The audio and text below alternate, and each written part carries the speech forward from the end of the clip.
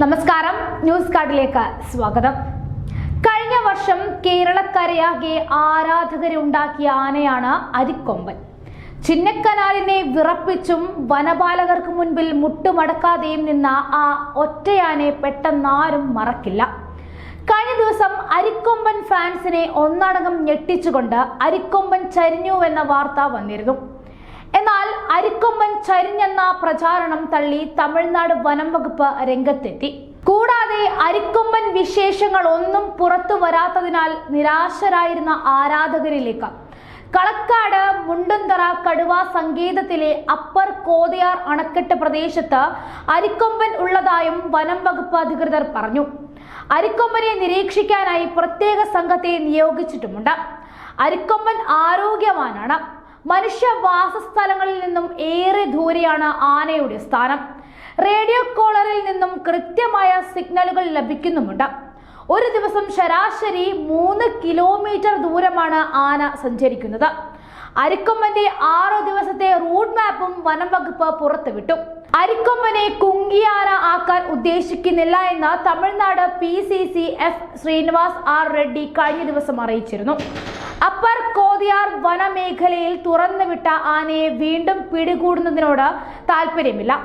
അരിക്കൊമ്പൻ പൂർണ്ണ ആരോഗ്യവാൻ ആണെന്നും ശ്രീനിവാസ് റെഡ്ഡി പറഞ്ഞിരുന്നു.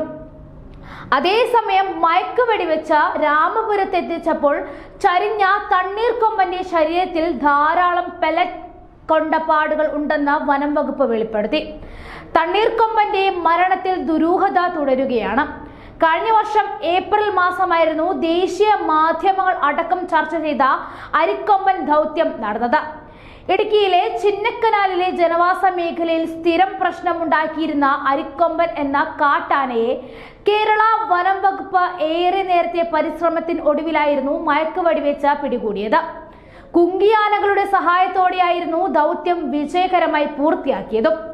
തുടർന്ന് സാറ്റലൈറ്റ് കോളർ ഘടിപ്പിച്ച ആനയെ എലഫന്റ് ആംബുലൻസ് കയറ്റി പെരിയാർ കടുവ സങ്കേതത്തിലേക്ക് മാറ്റുകയായിരുന്നു.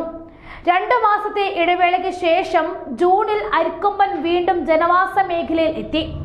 പെരിയാർ കടുവ സങ്കേതം താണ്ടി കൊമ്പനെത്തിയത് തമിഴ്നാട്ടിലെ കോയമ്പത്തൂരായിരുന്നു.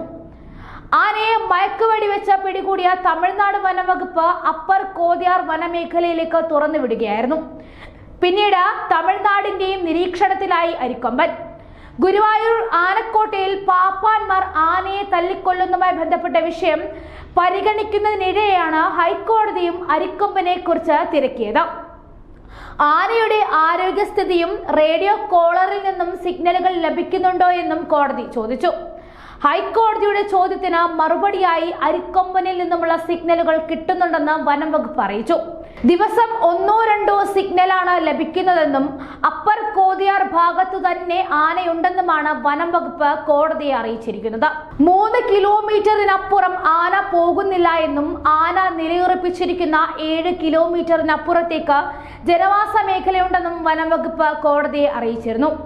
എന്തായാലും വ്യാജ പ്രചരണം ഉണ്ടാക്കിയവരുടെ ഉദ്ദേശം അത്ര നല്ലതല്ലായിരുന്നെങ്കിലും ഈ വാർത്ത വഴി അരിക്കൊമ്പൻ വിശേഷങ്ങൾ കേൾക്കാൻ കാത്തിരിക്കുന്നവർക്ക് ഒരു ആശ്വാസമായിട്ടുണ്ട്.